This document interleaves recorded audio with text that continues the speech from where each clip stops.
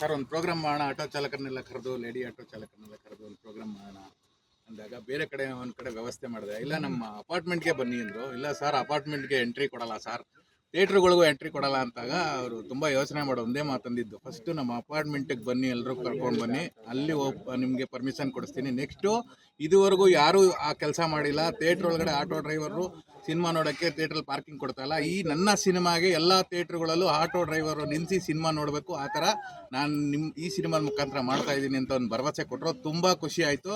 ಯುದ್ಧಕಾಂಡ ಸಿನಿಮಾನ ಎಂಟೈರ್ ಕರ್ನಾಟಕ ನೀವು ಯಾವ ಥಿಯೇಟ್ರಲ್ಲಿ ಹೋದ್ರೂ ಪಾರ್ಕಿಂಗ್ ಒಳಗಡೆ ನಿಲ್ಲಿಸಿ ಸಿನಿಮಾ ನೋಡ್ಬೋದು. ಸಿನಿಮಾ ನೋಡ್ಕೊಂಡು ಬಂದು ನಿಮ್ಗೆ ಸಿನಿಮಾ ಇಷ್ಟ 100% ಆಗುತ್ತೆ.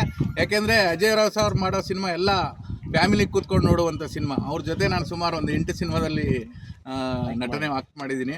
ಸೊ ಇದರಲ್ಲಿ ಒಂದ್ರಲ್ಲಿ ಮಾಡಿಲ್ಲ, ಗೊತ್ತಿಲ್ಲ ಯಾಕೆ ಅಂತ ಗೊತ್ತಿಲ್ಲ, ನನ್ನ ಮೇಲೆ ಕೋಪ ಇರಬೇಕು ಅವ್ರಿಗೆ.